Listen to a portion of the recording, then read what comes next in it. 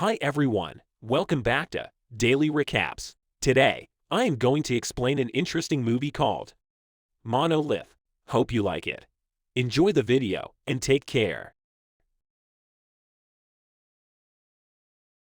The film starts with an advertisement for an advanced car manufacturer brand named Monolith. And the advertisement states that the car is awarded as the safest car in the world. And it has a lot of unique safety features.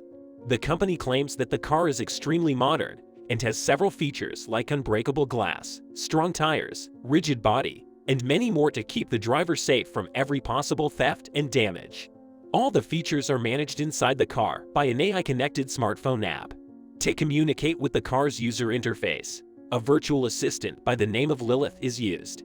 The next scene shows a mother driving her young child to his grandmother's house in the same AI vehicle. We learn the mother's name is Sandra and the father's name is David during our conversation with Lilith, the AI personal assistant. Her husband, Carl, is a pilot who could not join them due to his busy schedule.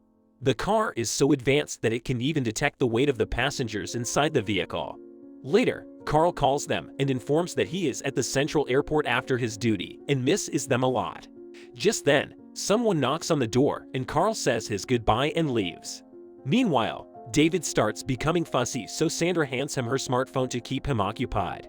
Sandra eventually stops at a gas station by the side of the road.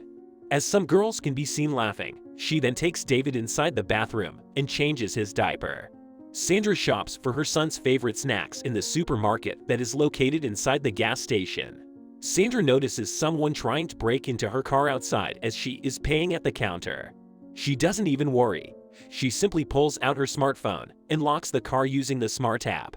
As Sandra is busy inspecting the situation, she doesn't even notice that David has been separated from her. After she realizes that David is lost, she screams and searches for him around the supermarket. She rushes outside and even calls a stranger assuming that David is with him. She seems to be totally freaked out until she finds David with the same three ladies whom she met earlier at the washroom. Sandra immediately puts David into her car and activates the vault mode feature. This disengages her from what's happening outside, and she finally breathes a sigh of relief. After leaving the gas station, Sandra still has a long distance to drive until they reach her mother-in-law's house. Due to the long ride, Sandra feels bored and decides to call her childhood friend, Jessa, to check on her. When Jessa answers the call, she lets the caller know that she is in a hotel close to the main airport.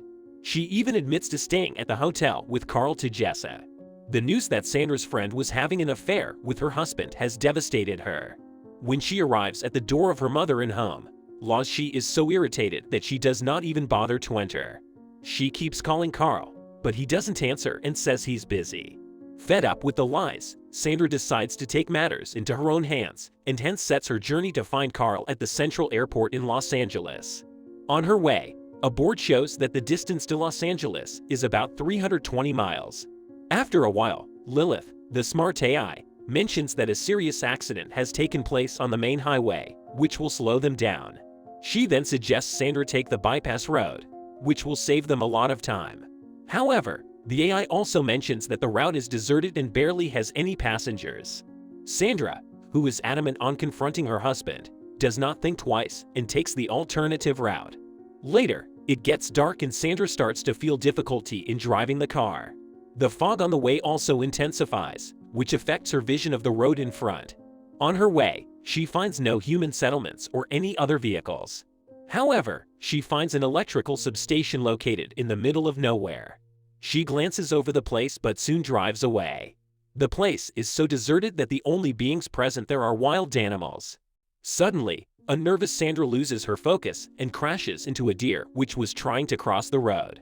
David begins to cry as a result of the collision, and Sandra, as usual, gives him her smartphone to help him stop.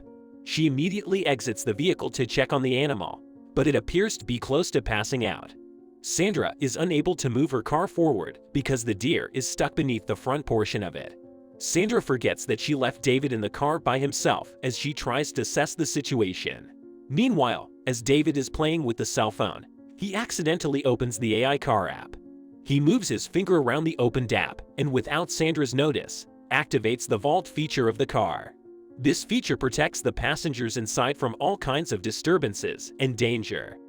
Sandra realizes the gravity of the situation and tries her best to open the door, but it's already too late.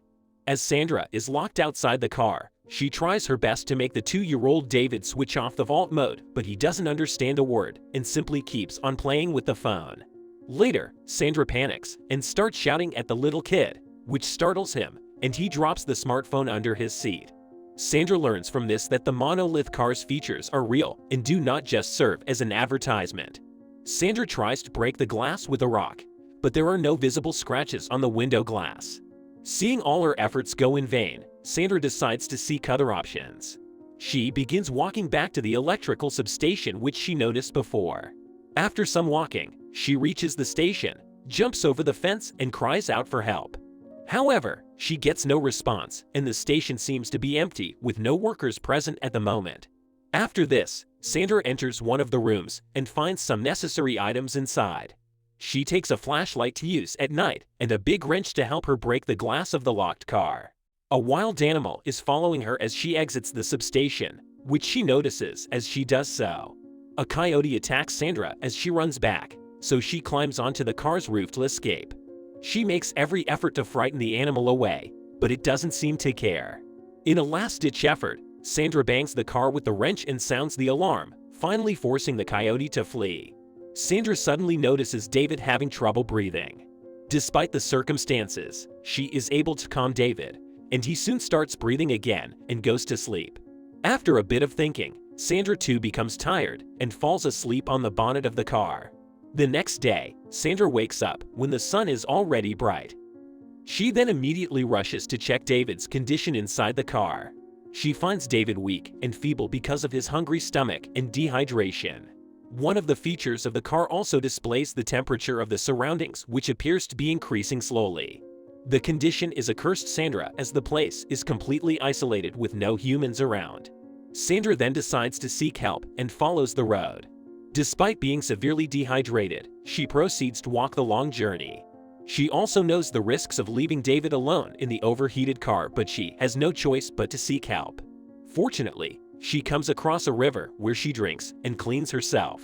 After gaining some respite, she continues her journey and encounters steep hills along the path. After walking several miles, Sandra finally comes across an old airfield, where she discovers a jet. Meanwhile, the temperature inside the monolith car rises up, causing it to instantly start the emergency cooling fan. After reaching the abandoned jet, Sandra enters inside and discovers some alcoholic drinks, a gallon of gasoline, a lighter, and a pair of spare airplane tires. She drinks some alcohol and then goes and gets the things. Then, in an effort to get assistance, Sandra burns the 2 tires with the gasoline. She then takes the gallon and pours the river water inside it. Sandra makes her way back to where she left David slowly. The next scene shows Sandra rushing to the car where she finds David looking weak and pale. David does not respond when she calls him out or make any movement. The emergency cooling fans are no longer working because of the significant rise in interior temperature. Seeing the state of her son, Sandra immediately climbs the roof and pours the water she brought from the river, but all her efforts go into vain. Thinking that her child will have to die inside the high-tech vehicle, she again starts to hit the car window with the wrench, but it just wastes her energy.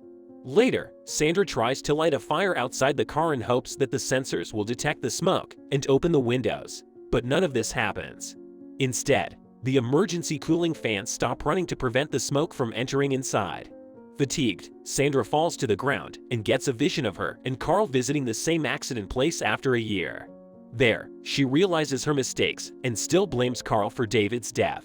After some time, she wakes up to some noise and finds it all to be her dream. To make the situation worse, the coyote from last night again appears in front of her. Sandra decides to hide from it and tries to climb on the roof of the car. But as the car's temperature is extremely high, she can't stay there and instead slides below the car.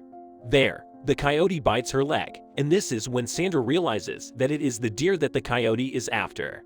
As soon as the coyote drags the deer out, the car starts rolling backwards. The deer was the cause of the car's holding position. Sandra pulls herself out from under the car as it starts to veer to the side. Despite her best efforts, the car keeps rolling backwards and is getting closer to falling. However, the car finally comes to a stop when a tiny piece of rock blocks its path. Sandra remembers the cartoon she saw earlier at the gas station, where the diamond was obtained after the safe was broken, as she stares from the cliff. She then considers lowering the vehicle to unlock the doors. Sandra is well aware of the fact that her plans might have consequences, but she is left with no other choice and decides to go with it. She grabs the wrench and starts breaking the rock which was obstructing the tire. After successfully removing the rock, Sandra purposely pushes the car down the cliff with David still inside the car. As the car is thrown in the air, its embouteille starts to function and immediately realizes that the car is falling from a height. The features of the car get to work and shift its balance, studying the gravitational pressure to fall upright, without causing any harm to David.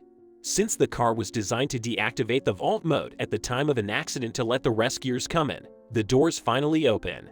As soon as the car strikes the ground, Sandra climbs down the cliff and approaches the car. The car looks as if it was just parked there, despite the catastrophic fall. Sandra quickly removes David from the vehicle, opens his clothes to help him cool off, and unlocks the locked door. Sandra decides to leave the location as soon as possible after observing David's deteriorating health. Before Sandra gets in the car to drive, the whole system gets restarted. With the help of Lilith, Sandra sets the car into extreme off-road mode and starts climbing the cliff in front of her. The car appears to be made for very extreme conditions and easily gets past the steep cliff. Sandra miraculously finds the off-road she selected and travels in the direction of the hospital. Sandra and David arrive at the hospital in the final scene of the film. David is kept on the hospital bed next to Sandra and is tube connected. Sandra seems worried about David until he opens his eyes and talks to her mommy for the first time. Movie ends as Sandra gets happily at her son calling her out. That's all from the movie. Thanks for watching. If you want more interesting videos like this, then hit like and subscribe to support the daily recaps. See you again. Take care.